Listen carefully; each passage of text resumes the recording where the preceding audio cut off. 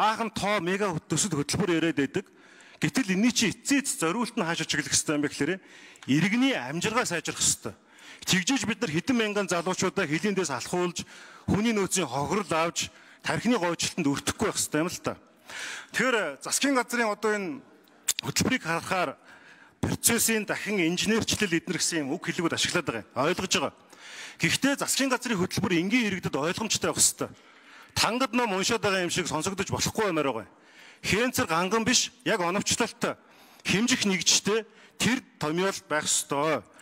Нэгж байгаа зүйл бол зам тээврийн ослоор зөвхөн Улаанбаатар хотод ихэд 24 онд 131 хүн нас орж байна.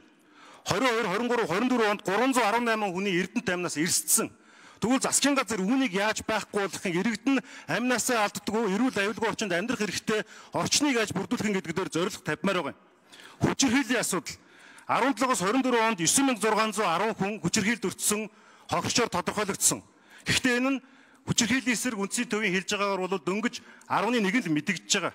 Насан туршаагүй хүүхэдийн хүчирхийлэл сүүлийн 4 жилд 2.5 дахин өссөн. 598 хүүхэд хохирсон. Зөвхөн 24 онд. Сүүлийн 3 жил 2207 хүүхэд тохирцсон байгаа. Засгийн газар ийм зүйлээ бууруулна гэдэг зорилгыг тавиач.